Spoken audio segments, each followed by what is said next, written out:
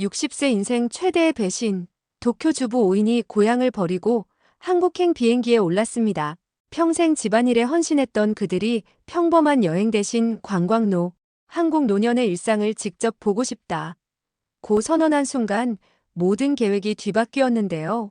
이들이 왜 어떻게 한국에서 새로운 삶을 시작하게 되었는지 그 충격적인 여정을 지금부터 차근차근 공개합니다. 좋아요와 구독 잊지 마세요. 저는 올해 62세예요. 도쿄에서 평범한 전업주부로 30년 넘게 살아왔습니다. 남편은 작년에 정년퇴직했고 두 아이들은 모두 독립해서 각자의 삶을 살고 있어요. 매일이 똑같았어요. 아침에 일어나서 아침밥 챙기고 설거지하고 청소하고 저녁 준비하고 그렇게 하루가 끝나죠. 솔직히 말하면 무료했어요. 이게 내 인생의 전부인가?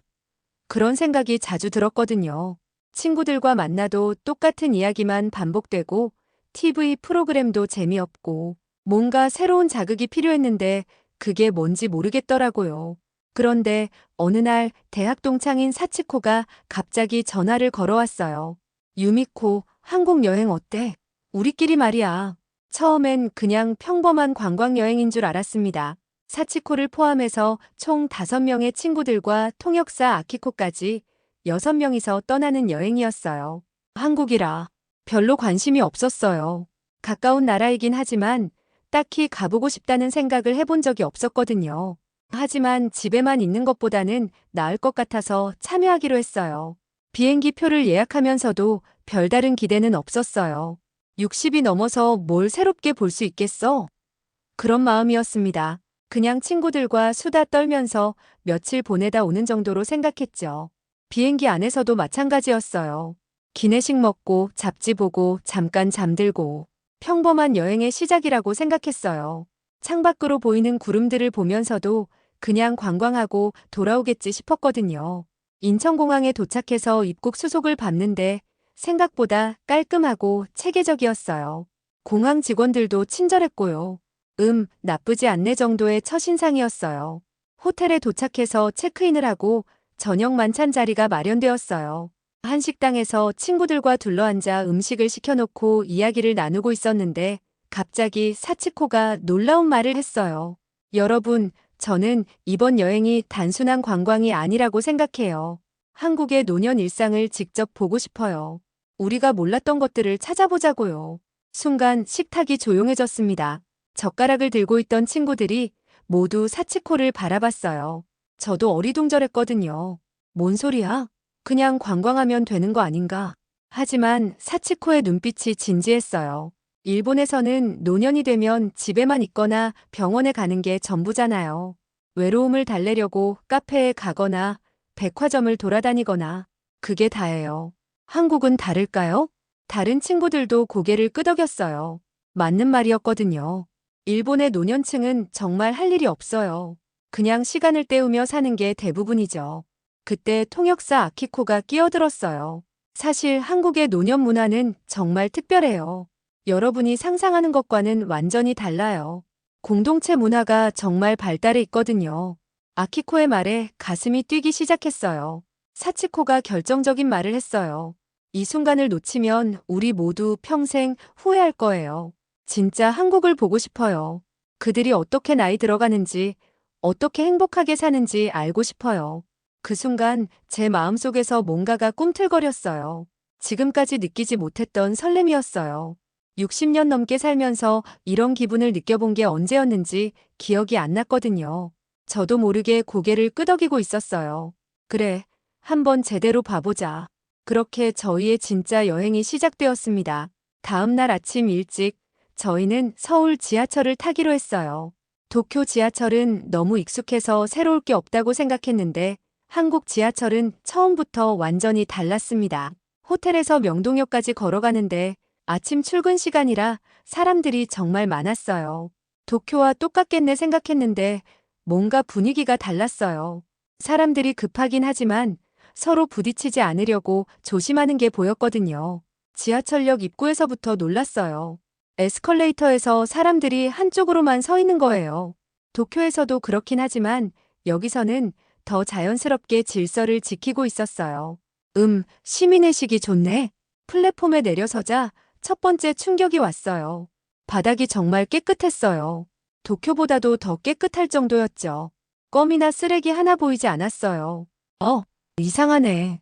사람이 이렇게 많은데 어떻게 이렇게 깨끗하지? 사치코도 같은 생각이었나 봐요. 유미코, 이거 봐. 정말 깨끗하다. 저희는 플랫폼을 천천히 둘러봤어요. 곳곳에 쓰레기통이 있고 안내 표지판도 깔끔하게 정리되어 있었어요. 전동차가 들어왔는데 문이 열리자마자 또 놀랐어요. 사람들이 먼저 내리는 사람을 기다리고 있었어요. 아무도 밀고 들어가지 않았어요. 도쿄에서는 보기 어려운 모습이었습니다. 출근 시간인데도 이렇게 질서정연할 수가 있나 싶었어요. 차 안으로 들어가니 더 놀라운 광경이 펼쳐졌어요. 노약자석이 정말 비어 있었어요. 젊은 사람들이 서 있는데 노약자석은 그대로 두고 있는 거예요. 일본에서는 형식적으로 비워놓지만 여기서는 진짜 배려하는 마음이 느껴졌어요. 사치코가 제 귀에 속삭였어요. 유미코, 이게 진짜야. 이런 배려는 우리가 연구 논문에서도 본 적 없어. 사치코는 사회학을 전공했거든요. 그래서 이런 사회 현상에 더 민감했어요. 지하철이 다음 역에 도착했을 때 정말 감동적인 장면을 봤어요. 한 할머니가 지하철에 타셨는데 순간 젊은 남자가 벌떡 일어나서 자리를 양보했습니다. 할머니는 정중하게 고개를 숙여 인사하셨어요. 그 젊은 남자도 미소를 지으며 인사했고요. 그 장면을 보는 순간 가슴이 뭉클했어요. 일본에서도 자리를 양보하긴 하지만 이렇게 자연스럽고 따뜻한 느낌은 아니었거든요. 의무감이 아니라 진짜 마음에서 우러나오는 배려였어요. 이런 배려가 진짜 일상이라니. 저도 모르게 중얼거렸습니다. 일본에서는 형식적인 예의가 많은데 여기서는 마음에서 우러나오는 따뜻함이 느껴졌어요. 환승역에서 내려서 갈아타는데 시설도 정말 편리했어요. 엘리베이터가 곳곳에 있고 휠체어나 유모차를 끄는 사람들을 위한 배려가 곳곳에 보였어요. 안내방송도 친절했고 외국인을 위한 영어 안내도 잘 되어 있었죠. 사치코가 흥분해서 말했어요. 이게 바로 진짜 선진 문화야. 시설만 좋은 게 아니라 사람들의 마음가짐이 다르다고. 다른 친구들도 고개를 끄덕였어요. 목적지에 도착해서 지하철에서 내리면서 저희 모두 표정이 밝아졌어요. 뭔가 예상과 완전히 다른 경험이었거든요. 한국에 대한 첫 번째 선입견이 깨지는 순간이었습니다. 오늘 하루가 더 기대된다 그런 마음으로 지하철역을 나섰어요. 오후에는 광장시장에 갔어요. 통역사 아키코가 한국의 진짜 모습을 보려면 전통시장에 가야 해요. 백화점이나 마트에서는 절대 볼 수 없는 한국인의 진짜 마음을 만날 수 있어요 라고 했거든요. 저는 솔직히 별 기대를 안 했어요. 시장이란 게 다 비슷비슷하잖아요. 도쿄의 아메요코나 츠키지 시장도 가봤는데 그냥 물건 사고 파는 곳이지 뭐 특별할 게 있나 싶었어요.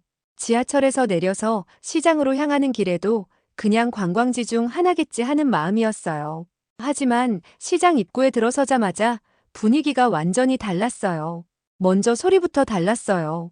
상인들이 정말 활기차게 손님을 맞이하는 거예요. 어서 오세요. 맛있는 거 많아요. 하는 인사가 진심으로 들렸습니다. 일본의 시장에서는 이런 에너지를 느끼기 어려웠거든요. 시장 안으로 들어가니 정말 다양한 먹거리들이 있었어요. 떡볶이, 순대, 빈대떡, 마약김밥. 이름도 신기한 음식들이 가득했어요. 사람들이 줄을 서서 사 먹는 모습을 보니 정말 맛있어 보였어요. 김장배추를 파는 할머니 앞에서 발걸음이 멈췄어요. 배추가 정말 싱싱해 보였거든요. 크기도 크고 색깔도 선명했어요. 할머니는 70대쯤 되어 보이셨는데 정말 정정하게 배추를 정리하고 계셨어요. 아키코가 통역해주면서 할머니와 이야기를 나눴어요. 어디서 오셨어요? 일본에서 왔어요. 어머나, 멀리서 오셨네요. 우리 배추 어때요? 할머니의 얼굴에 진짜 기쁨이 가득했어요. 그런데 갑자기 할머니가 뭔가를 가져오셨어요. 작은 플라스틱 통에서 뭔가를 꺼내시는 거예요.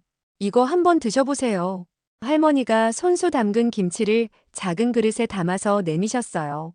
젓가락까지 함께 주시면서 맛있게 드세요. 이거 제가 직접 담근 거예요 라고 하시는 거예요. 그 순간 정말 놀랐어요.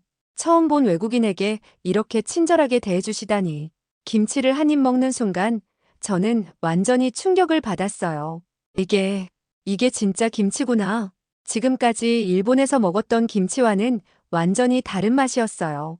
깊은 발효의 맛이 입안에 퍼지면서 감칠맛이 혀를 감쌌어요. 눈물이 글썽했습니다. 할머니가 제 표정을 보시더니 환하게 웃으셨어요. 맛있죠? 3년째 같은 방법으로 담그고 있어요. 정말 자랑스러워 하시는 표정이었어요. 할머니, 이게 상업이에요, 사랑이에요? 저도 모르게 그런 말이 나왔어요. 돈을 받으려는 게 아니라 정말 맛있는 걸 나눠주고 싶어 하시는 마음이 고스란히 느껴졌거든요. 이건 단순한 장사가 아니었어요. 할머니가 웃으시면서 맛있으면 됐어요.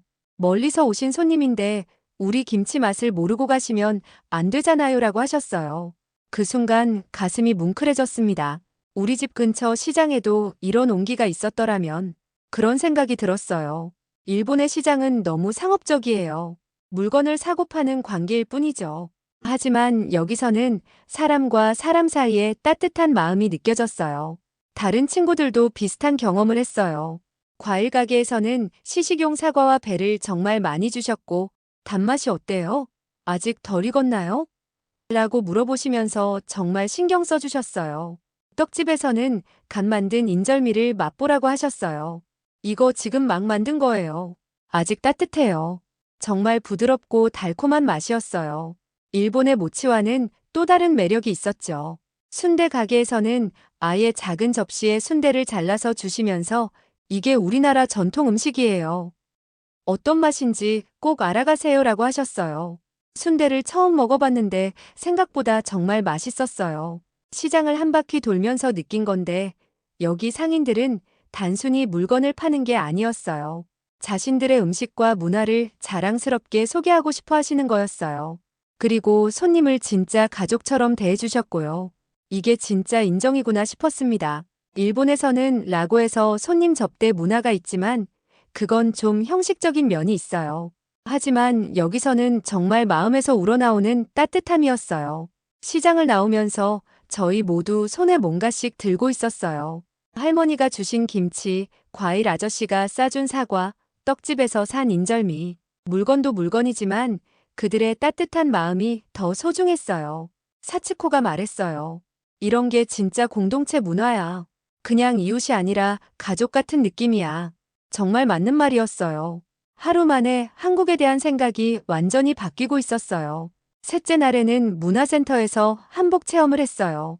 솔직히 말하면 저는 좀 시큰둥했어요. 옷 입어보는 거 가지고 뭐 그리 대단하겠어? 그냥 사진 찍고 끝나는 거 아닌가?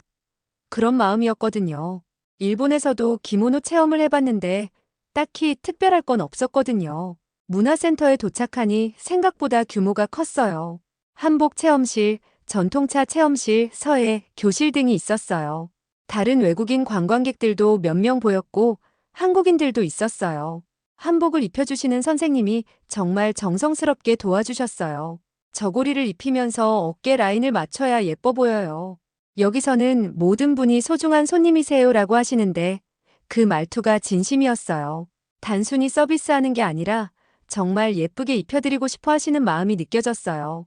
치마를 입는데도 허리선을 이렇게 맞춰야 우아해 보여요. 한복은 그냥 옷이 아니라 우리의 정신이 담긴 옷이에요라고 설명해 주셨어요. 그 말이 마음에 와닿았어요. 한복을 다 입고 거울을 보는 순간 깜짝 놀랐어요.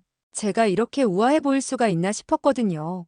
62년을 살면서 이런 기분은 처음이었어요. 마치 다른 사람이 된 것 같았습니다. 등이 쭉 펴지고 걸음걸이도 자연스럽게 우아해지는 느낌이었어요. 다른 친구들도 마찬가지였어요. 평소에는 그냥 아줌마였는데 한복을 입으니까 정말 고귀한 여인이 된 것 같았어요. 이게 옷의 힘인가? 싶었어요. 전통차 예절을 배우는 시간이 되었어요. 선생님이 하나하나 정성스럽게 가르쳐 주셨어요. 차를 우릴 때는 마음을 차분히 하세요. 급하게 하면 차 맛이 안 나와요. 차를 마실 때도 향을 먼저 맡고 천천히 음미하세요. 그 말이 정말 마음에 와닿았어요. 일본에서도 다도가 있지만 너무 형식에 치우쳐 있어요. 하지만 여기서는 마음가짐을 중요하게 여기더라고요. 차를 우리는 과정 자체가 명상 같았어요. 물 끓는 소리, 찻잎이 우러나는 향기, 따뜻한 찻잔의 감촉, 모든 게 평온했어요. 마음이 정말 차분해졌어요. 그런데 갑자기 옆에서 누군가가 불편한 시선으로 저희를 보는 게 느껴졌어요. 중년 한국인 남성이었는데 외국인이라서 그런지 좀 차갑게 보는 시선이었죠. 왜 외국인들이 여기 와서 하는 표정이었어요. 순간 기분이 상했어요. 다른 친구들도 눈치챘는지 움츠러드는 게 보였어요. 역시 외국인은 외국인이구나 하는 생각이 들면서 서글펐어요. 그런데 그때 다른 한국 수강생이 단호하게 말했어요. 여기서는 모두가 가족입니다. 문화에는 국경이 없어요. 전통은 나누면 나눌수록 더 아름다워지는 거예요. 그리고 저희에게 와서 불편하셨을 텐데 정말 죄송해요. 모든 한국인이 그런 건 아니에요라고 하셨어요. 그 순간 제 마음속 편견이 와르르 무너졌어요. 지금까지 한국 사람들에 대해 가지고 있던 선입견이 얼마나 잘못된 것이었는지 깨달았거든요. 정말 부끄러웠어요. 저도 모르게 편견을 가지고 있었던 거예요. 차를 마시면서 마음이 정말 평온해졌어요. 이런 경건한 기분은 일본에서도 느끼기 어려웠는데 여기서 느끼게 되다니. 한복을 입고 전통차를 마시는 이 시간이 정말 소중하게 느껴졌어요. 한복이 단순한 옷이 아니구나. 그런 생각이 들었습니다. 한복을 입으니까 자연스럽게 마음가짐도 달라지고 행동도 우아해지더라고요. 옷이 사람을 만든다는 말이 이런 뜻인가 싶었어요. 문화센터를 나오면서 제 마음이 완전히 바뀌어 있었어요. 한국 문화에 대한 존경심이 생겼고 한국 사람들의 따뜻함도 느꼈어요. 그리고 무엇보다 제 자신도 달라진 것 같았어요. 넷째 날 아침 저는 중대한 결심을 했어요. 더 이상 관광객으로 있고 싶지 않았거든요. 지난 3일 동안의 경험이 제 마음을 완전히 바꿔놓았어요. 여기서 살면 어떨까? 그런 생각이 계속 들었어요. 호텔 조식을 먹으면서 사치코에게 조심스럽게 말했어요. 사치코, 나 진짜 궁금한 게 있어. 한국에서 노년 공동체에 합류하려면 어떻게 해야 할까? 제 목소리가 떨리고 있었어요. 사치코도 같은 생각이었나 봐요. 나도 그런 생각했어. 여기서 살아보고 싶어. 일본에서는 느낄 수 없는 뭔가가 있어. 다른 친구들도 비슷한 마음이었어요. 어느새 저희는 관광이 아니라 3회 터전으로 한국을 보기 시작한 거죠. 아키코가 현실적인 이야기를 해줬어요. 진짜 정착을 생각하신다면 부동산, 의료, 비자 문제를 차근차근 알아봐야 해요. 쉽지 않은 일이지만 불가능하지도 않아요. 그래서 저희는 진짜 정착을 위한 정보 수집에 나섰습니다. 첫 번째로 부동산 중개소에 갔어요. 강남구에 있는 한 중개소였는데 직원분이 정말 친절하게 설명해 주셨어요. 외국인도 충분히 집을 구할 수 있어요. 다만 절차가 좀 복잡하죠. 외국인 등록증, 소득증명서, 보증금 등이 필요해요. 원룸부터 투룸까지 다양한 옵션을 보여주시면서 이 동네는 노인분들이 살기 좋아요. 병원도 가깝고 시장도 있고 지하철역도 바로 앞이에요라고 설명해 주셨어요. 생각보다 가능성이 있었어요. 두 번째로 의료원에 갔어요. 한국의 의료 시스템이 어떤지 궁금했거든요. 상담 직원이 건강보험 제도를 자세히 설명해 줬어요. 한국의 의료 시스템은 정말 잘 되어 있어요. 외국인도 건강보험에 가입할 수 있고 노인분들을 위한 프로그램도 많아요. 구체적인 혜택들을 듣고 깜짝 놀랐어요. 일본보다 더 체계적이고 저렴했어요. 정기검진도 무료로 받을 수 있고 치료비도 많이 지원해드려요. 특히 노인분들에게는 더 많은 혜택이 있어요. 세 번째로 비자 상담소에 갔어요. 출입국 관리소 근처에 있는 상담센터였는데 여기서 더 구체적인 정보를 얻었어요. 은퇴 비자나 거주 비자 신청이 가능해요. 일정한 소득이나 자산이 있으시면 어렵지 않게 받을 수 있어요. 필요한 서류들과 절차를 자세히 설명해 주셨어요. 서류만 잘 준비하시면 됩니다. 요즘은 외국인 정착 지원 프로그램도 많아요. 정말로 가능한 일이었어요. 네 번째로 한국어 학원도 들러봤어요. 한국어를 배우고 싶으세요? 나이 상관없이 누구나 환영해요. 특히 어르신들을 위한 반도 따로 있어요. 선생님이 정말 친절하게 상담해 주셨어요. 그날 밤 호텔에서 친구들과 진지한 대화를 나눴어요. 정말 한국에서 살 수 있을까? 가족들이 반대하면 어떻게 하지? 언어는 어떻게 배우지? 걱정도 많았지만 설렘이 더 컸어요. 지금이라도 늦지 않았어. 새로운 인생을 시작할 수 있어. 사치코의 말이 마음에 와닿았어요. 관광객에서 예비 이주자로 완전히 바뀌는 순간이었습니다. 당신도 새 인생 도전, 지금이라도 늦지 않았습니다. 그 말이 계속 머릿속에 맴돌았어요. 정말 그럴 수 있을까? 62살의 나이에 새로운 나라에서 새로운 삶을 시작할 수 있을까? 그날 밤 잠이 안 왔어요. 정말 인생을 바꿀 수 있을까? 두렵기도 하고 기대되기도 했어요. 하지만 한 가지는 확실했어요. 이대로 일본에서 무료하게 살고 싶지는 않다는 것. 일본으로 돌아온 후가 진짜 싸움의 시작이었어요. 한국에서의 5일이 꿈만 같았는데 현실로 돌아오니까 벽이 너무 높게 느껴졌어요. 하지만 포기할 수 없었어요. 가장 큰 문제는 가족들이었어요. 남편에게 한국 정착 계획을 말했을 때 반응이 정말 심각했거든요. 62살에 무슨 소리야? 정신 나갔어? 언어도 안 통하는 나라에서 어떻게 살겠다는 거야? 정말 화를 내더라고요. 큰아들도 마찬가지였어요. 엄마, 현실을 봐요. 나이가 몇 살인데 그런 무모한 생각을 해요? 작은아들은 엄마가 외국에서 무슨 일이라도 생기면 어떻게 해요? 라고 걱정했어요. 하지만 저는 포기할 수 없었어요. 한국에서 느꼈던 그 설렘과 행복감을 잊을 수 없었거든요. 내 인생인데 왜 남의 허락을 받아야 해? 이제 애들도 다 컸는데 내가 행복하게 살면 안 되는 건가? 그런 생각이 들었어요. 첫 번째 장벽은 언어였어요. 한국어를 배우기 위해 도쿄에 있는 한국어 학원에 등록했는데 정말 어려웠어요. 안녕하세요도 제대로 발음이 안 나왔거든요. 젊은 사람들과 함께 수업을 듣는 것도 처음엔 부끄러웠어요. 20대, 30대 학생들 사이에 앉아서 한국어를 배우는 게 정말 민망했어요. 60이 넘은 아줌마가 뭐 하는 거지? 하는 시선들이 느껴졌어요. 하지만 포기하지 않았어요. 매일 2시간씩 한국어 공부를 했어요. 발음 연습, 문법 공부, 단어 암기. 정말 힘들었어요. 기억력도 예전 같지 않고 혀도 잘 안 돌아가고 할 수 있을까? 의심스러울 때가 많았어요. 하지만 할 수 있어. 반드시 해낼 거야라고 스스로를 다독였어요. 한국에서 만났던 따뜻한 사람들을 생각하면서 버텼어요. 가족 설득이 가장 힘들었어요. 매일 같은 말을 반복하면서 설득했어요. 그래서 한국에서 찍은 영상과 사진들을 보여줬어요. 깨끗한 지하철, 따뜻한 시장 사람들, 문화센터에서의 경험들을 차근차근 설명했죠. 여보, 여기 좀 봐요. 정말 다른 나라 같지 않아요? 아들아, 엄마가 거짓말하는 것 같아? 정말 좋은 곳이야. 계속 설득했어요. 조금씩 마음이 움직이기 시작했어요. 남편이 정말 그런 곳이야? 나도 한번 가보고 싶네라고 말하더라고요. 아들들도 엄마가 행복하면 되는 거 아닌가라고 말해줬어요. 비자, 서류 준비가 정말 복잡했어요.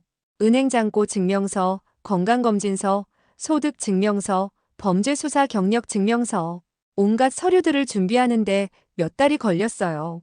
서류 하나하나 준비하면서 정말 이렇게까지 해야 하나 싶을 때도 있었어요. 특히 건강검진을 받을 때는 나이가 있으니까 혹시 문제가 있으면 어떻게 하지? 걱정도 됐고요. 하지만 포기하지 않았어요. 한국에서의 그 경험이 계속 저를 이끌어줬거든요. 시장에서 김치를 나눠주시던 할머니, 지하철에서 자리를 양보하던 젊은이, 문화센터에서 따뜻하게 맞아주시던 분들, 그 기억들이 저를 버티게 해줬어요. 과연 이 선택이 옳았을까? 의심스러울 때도 있었지만 마음속 깊은 곳에서는 확신이 있었어요. 이건 내 인생에서 가장 중요한 결정이야. 후회하고 싶지 않아. 6개월 만에 드디어 모든 서류를 완성했어요. 가족들도 마침내 허락해줬고요. 남편이 조심해서 다녀와. 적응 안 되면 언제든 돌아와라고 했어요. 진짜 한국행이 현실이 되는 순간이었습니다. 드디어 한국에 정착하게 되었어요. 이번에는 관광객이 아니라 정말 살기 위해서 온 거였어요. 짐도 2개의 큰 캐리어에 가득 담아왔고 마음의 준비도 단단히 했어요. 첫 번째로 한 일은 외국인 등록이었어요. 출입국 관리소에 가서 외국인 등록증을 만들었는데 생각보다 절차가 간단했어요. 직원분들이 친절하게 도와주셨고 한국에 오신 걸 환영해요라고 인사해 주시더라고요. 이제 정말 한국 주민이구나 싶었어요. 다음은 집 구하기였어요. 미리 알아본 부동산에 가서 원룸을 계약했어요. 보증금이 좀 부담스러웠지만 일본보다는 훨씬 저렴했어요. 집주인 아줌마가 혼자 사시니까 조심하세요. 뭔 일 있으면 언제든 말씀하세요라고 하시더라고요. 건강보험 가입도 금세 해결됐어요. 구청에 가서 신청했는데 일본보다 훨씬 저렴하면서도 혜택이 많았어요. 왜 진작 오지 않았을까 그런 생각이 들었어요. 가장 중요한 건 지역 공동체에 참여하는 것이었어요. 동네 경로당에 가서 자원봉사를 신청했어요. 처음엔 외국인이 괜찮을까 걱정했는데 오히려 환영해 주셨어요. 경로당 관장님이 일본에서 오셨어요? 어머나, 정말 반가워요. 우리 할머니들이 일본에 대해 궁금한 게 많으실 텐데라고 하시면서 정말 따뜻하게 맞아주셨어요. 할머니들도 마찬가지였어요. 일본 음식은 어때요? 일본말 좀 가르쳐 주세요 하시면서 관심을 보여주셨어요. 한국어가 서툴러도 웃으면서 들어주셨고, 틀리면 친절하게 고쳐주셨어요. 여기가 진짜 제자리구나 느꼈어요. 나이 든 사람을 소외시키지 않고 오히려 소중하게 여겨주는 문화가 정말 좋았어요. 이웃과의 관계도 정말 특별했어요. 옆집 할머니가 어느 날 반찬을 가져다 주시면서 혼자 사시니까 제대로 못 드실 텐데 이거 좀 드세요라고 하시는 거예요. 김치찌개랑 나물 반찬들을 주시면서 많이 만들었어요라고 하시는데 정말 고마웠어요. 저도 일본 음식을 만들어서 나눠드렸어요. 일본식 카레와 오니기리를 만들어드렸더니 정말 좋아하셨어요. 이게 일본 음식이에요? 정말 맛있네요. 만드는 법 좀 가르쳐 주세요. 시장에서 장을 볼 때도 마찬가지였어요. 일본 분이시죠? 여기 사세요? 자주 보네요. 상인분들이 저를 기억해 주시는 거예요. 이제 단골 손님이 된 기분이었어요. 이거 오늘 들어온 거예요. 싱싱해요 하시면서 좋은 걸로 골라주시기도 하고요. 경로당에서는 여러 가지 봉사를 했어요. 청소도 하고 식사 준비도 돕고 무엇보다 할머니들의 말벗이 되어드렸어요. 처음엔 언어가 서툴러서 힘들었지만 마음이 통하니까 그런 건 별로 중요하지 않더라고요. 할머니들의 인생 이야기를 들으면서 한국의 진짜 역사를 배울 수 있었어요. 전쟁을 겪으시고 가난한 시절을 견뎌내시고 자식들을 키우시면서 나라가 발전하는 모습을 보신 분들이었어요. 정말 존경스러웠어요. 어느 날 김할머니가 제게 말씀하셨어요. 유미코 씨, 이제 여기가 고향이네요. 우리가 가족이에요. 그 말을 듣는 순간 눈물이 났어요. 이제 나도 이곳의 한 사람이구나 정말 실감이 났거든요. 한국어도 점점 늘어갔어요. 처음엔 안녕하세요, 감사합니다 정도만 할 수 있었는데 이제는 할머니들과 간단한 대화는 할 수 있게 되었어요. 오늘 날씨 좋아요, 어디 아프세요? 그 같은 말들을 자연스럽게 할 수 있게 됐죠. 동네 마트에서도 이제는 물어보지 않고 혼자 장을 볼 수 있어요. 가격표도 읽을 수 있고 계산할 때도 봉투 주세요. 카드로 계산해 주세요. 이런 말들을 할 수 있게 됐어요. 병원에 갈 때도 마찬가지예요. 간단한 증상은 설명할 수 있고 처방전도 이해할 수 있어요. 간호사분들이 한국어 정말 늘으셨네요 라고 칭찬해 주시면 정말 기뻤어요. 6개월이 지나니까 정말 뿌리를 내린 기분이었어요. 아침에 일어나면 경로당에 가서 할머니들과 인사하고 시장에서 장도 보고 동네를 산책하면서 이웃들과 안부도 묻고 이런 일상이 정말 행복했어요. 일본에 있는 가족들에게 영상통화를 할 때마다 엄마 표정이 정말 밝아졌어요 라고 하더라고요. 정말 그랬어요. 매일이 새롭고 즐거웠거든요. 한국이 제2의 고향이 된 거죠. 아니, 어쩌면 진짜 고향보다 더 소중한 곳이 되었을 수도 있어요. 여기서 제가 진짜로 필요한 사람이 되었으니까요. 한국에 온 지 6개월이 지났어요. 제 삶이 완전히 바뀌었어요. 이제 저는 경로당에서 한글 교실 강사로 일하고 있어요. 다른 외국인들에게 한국어를 가르치고 한국 생활에 적응할 수 있도록 도와주는 거죠. 여러분, 한국어는 마음으로 배우는 거예요. 문법도 중요하지만 한국 사람들의 정을 이해하는 게 더 중요해요. 제가 학생들에게 하는 첫마디예요. 제가 처음 한국어를 배울 때 느꼈던 어려움을 이해하니까 더 잘 가르칠 수 있어요.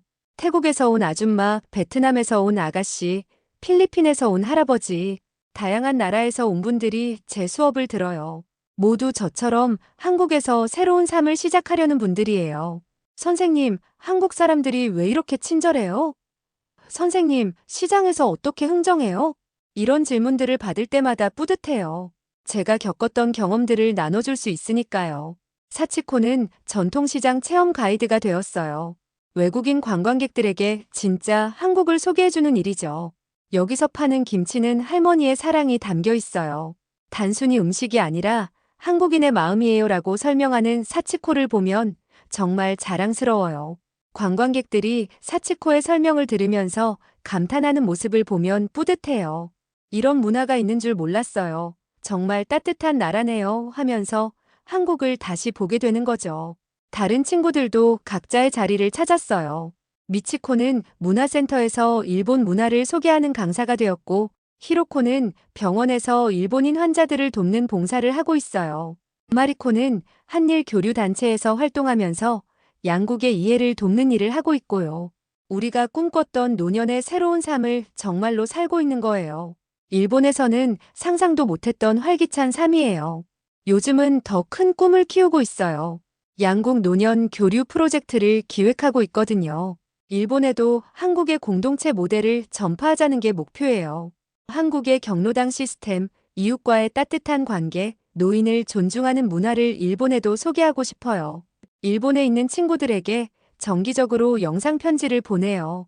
여러분도 용기를 내세요. 60이 넘어도 새로운 인생을 시작할 수 있어요. 나이는 그냥 숫자일 뿐이에요라고 말해요. 많은 분들이 관심을 보이고 계세요. 실제로 제 이야기를 듣고 한국을 방문한 일본인들이 벌써 10명이 넘어요. 그분들 중에서도 진짜 정착을 고려하시는 분들이 있어요. 정말 뿌듯해요. 한국 생활의 가장 큰 매력은 역시 사람들의 따뜻함이에요. 나이가 들어도 소외되지 않고 오히려 더 소중하게 여겨져요. 경험과 지혜를 인정받고 젊은 사람들과도 자연스럽게 어울릴 수 있어요. 일본에서는 느낄 수 없었던 행복이에요. 매일 아침 일어나면 감사해요. 오늘도 할 일이 있고 만날 사람들이 있고 기여할 수 있는 일이 있다는 게 정말 행복해요. 한국 정착은 내 인생 최고의 선택이었다고 정말 확신해요. 62살에 시작한 새로운 인생이 이렇게 행복할 줄 몰랐거든요. 후회는 전혀 없어요. 오히려 더 일찍 오지 못한 게 아쉬울 정도예요. 지금도 새로운 도전을 계속하고 있어요. 한국 요리 배우기, 전통 문화 체험하기, 더 많은 이웃들과 친해지기, 한국어 실력 늘리기. 매일이 새로운 발견의 연속이에요. 이번 달에는 한국 전통 무용도 배우기 시작했어요. 70대 할머니들과 함께 부채춤을 배우는데 정말 재미있어요. 나이가 들어서도 이런 걸 할 수 있구나 하면서 감탄해요. 다음 달에는 서예 교실에도 등록할 예정이에요. 한국어를 읽고 쓸 수 있게 되었으니까 이제는 예쁘게 쓰는 법도 배우고 싶어요. 여러분도 늦지 않았어요. 나이는 정말 숫자일 뿐이에요. 용기만 있다면 언제든 새로운 인생을 시작할 수 있어요. 저처럼 말이에요. 가끔 일본에 있는 옛 친구들이 물어봐요. 후회 안 해? 그러면 저는 자신 있게 대답해요. 전혀요. 이게 진짜 사는 거예요. 한국에서의 삶은 제게 새로운 꿈과 희망을 주었어요. 앞으로도 계속 여기서 행복하게 살면서 더 많은 사람들에게 용기를 주고 싶어요.